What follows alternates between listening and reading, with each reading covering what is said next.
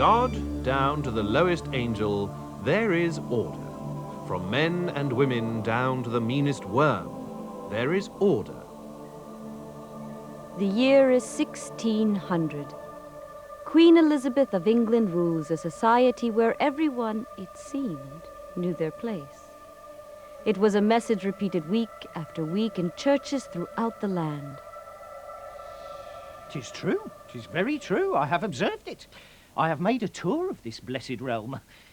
The results recently published under the fitting title, A Description of England by the Reverend William Harrison, 4 shillings in the finest of calf bindings. And yes, 'tis very true. For beneath her gracious majesty, and I have scarcely presumed to peep in at her gates, society lies in excellent and most perfect order. And this is very good. For take away that order, and why, what confusion will follow.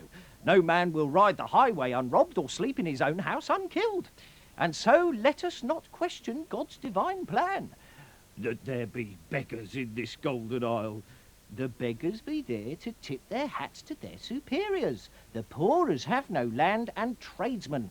And the tradesmen be there to tip their hats to their superiors, the yeoman farmers, and the yeoman farmers to tip their hats to the country gentry, and the country gentry to tip their hats to the great lords and nobles as sit second only to the Queen herself.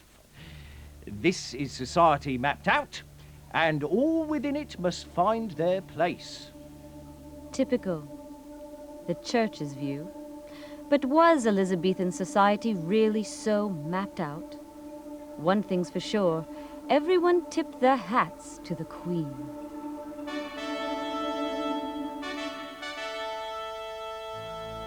Queen Elizabeth I was ruler of England for 44 years.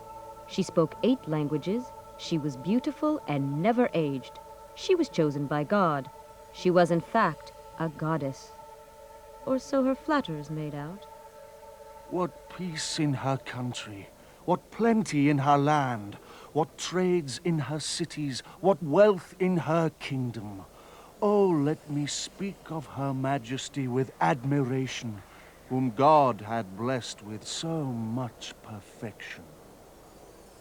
The wisest woman that ever there was, for she understood what all other rulers were up to and knew England so well that no adviser could tell her anything about her kingdom that she did not already know. Elizabeth was famed for mingling with her people. She made royal tours throughout the country each summer. But in truth, she rarely traveled more than 100 miles from London, and the doors that opened to her were only those of the few, her richest subjects. It was in houses like this one that the whole court arrived to be entertained. First were gentlemen, barons, earls, knights of the Garter, all richly dressed. Next came the Lord High Chancellor between 2 men, one of whom carried the royal scepter, the other the sword of state.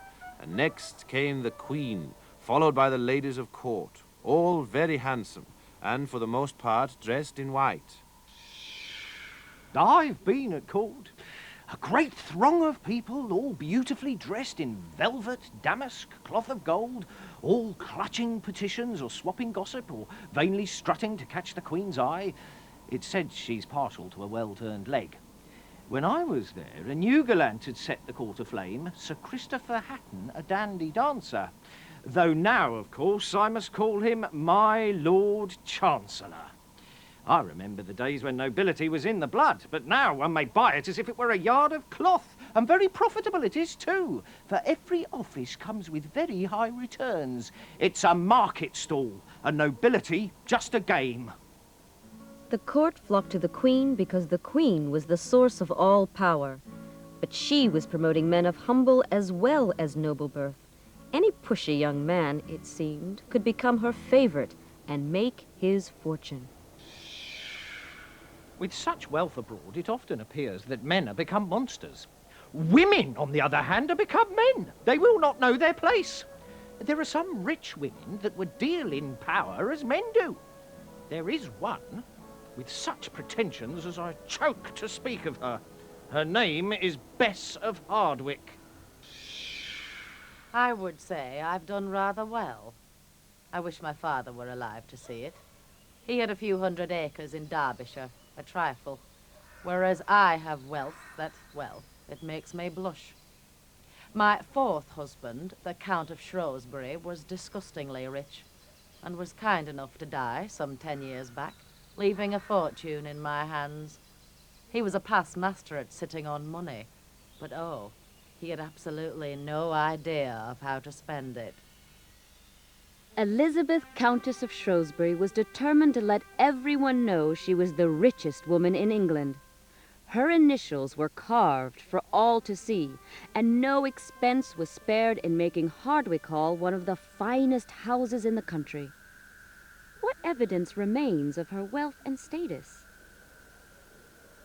We can afford these days to be playful with our buildings, let them speak our character. For these are days of peace, and we have no more need for dull, defensive, draughty castles.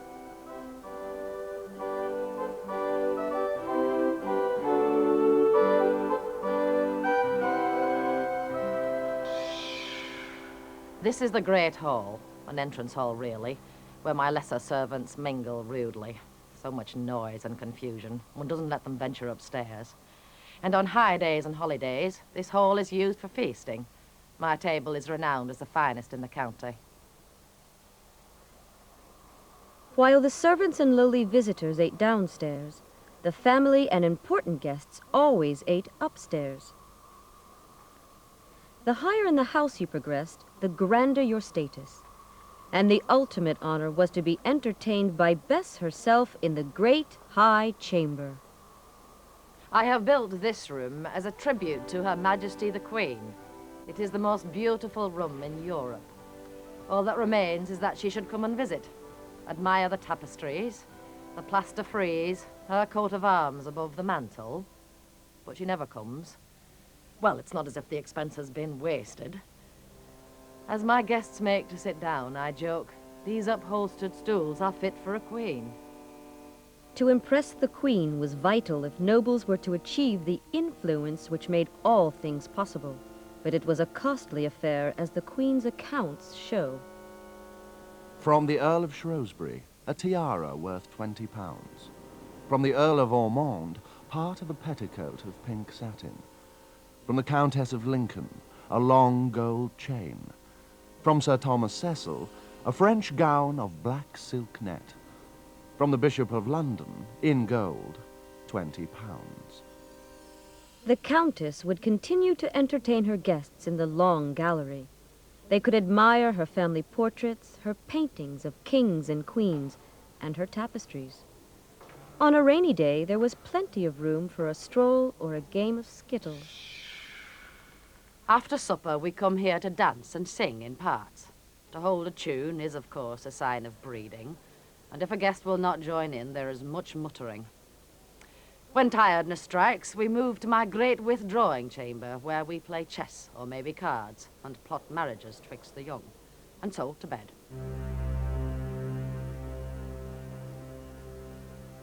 Why have I built all this? Because I would have my name preserved forever. My family will marry kings and queens, and society will flock to Hardwicke, and the hall will boom with the sound of dancing. It is very quiet. Where is everyone? Elsewhere. These upstarts, chasing the Queen, running this vulgar country. And old Bess of Hardwicke, all forgot. Houses like Hardwicke Hall show the confidence of the new nobility, who were prepared to spend any amount of money to show off their newfound wealth. But was Bess the only one doing well? Those that would truly wish to see the wealth of this nation should look not at the follies of the greater nobles, but at the homes of the country gentry. For here we see such advances. Buildings of stone and brick, not just the timber frames of old. Some things, of course, never change. The gentry's houses do tend to reek of fox skin and damp terrier, but we shall forgive them that. Oh, these country squires, these Sir Hughs and Sir Cuthberts, they are the kings of the counties. The roads being so bad, the court seems a very distant place, so their justice and fatherly guidance must steer the village a straight course.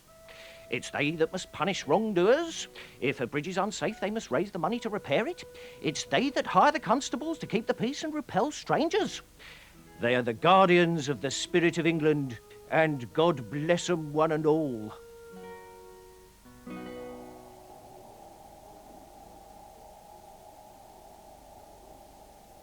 In the houses of gentlemen, it's not uncommon to behold a great amount of tapestry, fine linens, costly cupboards full of silver worth £500 or £600.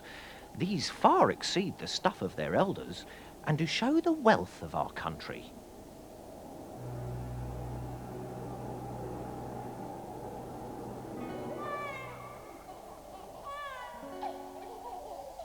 What distinguished you as a member of the gentry family was the way you behaved. Be not greedy of meat and drink, but be generous and kind. Do not nibble bones with thy teeth, for that is unseemly. Do not tear meat apart, for that is bad manners. And if a stranger sit near thee, every now and then reward him with dainties. Show thyself a gentleman. The gentry made their money through the ownership of land. They did not work on it themselves, since a gentleman should never dirty his hands and always be aware of his rank. No gentleman should wear silver, satin, or red velvet, for that is what noblemen wear. Nor should a gentleman wear blue. Always buy cloth costing more than 10 pence a yard, and if you find a labourer wearing such cloth, you may place him in the stocks for 3 days. A knight of Calais, a gentleman of Hayley, a laird of the North Country, a yeoman of Kent, sitting on his penny rent, could buy them out all three. The yeomen, the next rank down, those that tip their hats to the gentry. Could they do well in Elizabethan England? Yeomen may not be called sir or master as the gentry are, no certain. They answer to Thomas or John, 'tis simple. And yet with shrewd farming and good business at the market, they've come into great wealth. They buy up the land left idle by rash and careless gentlemen, and send their sons to the schools, universities, the inns of court. And when they die, they leave enough land for their sons to live without having to work. And so truly, the barriers between gentlemen and yeomen become blurred with the passing years. But I would begrudge them nothing. The yeomen are very fine stock, the backbone of the nation.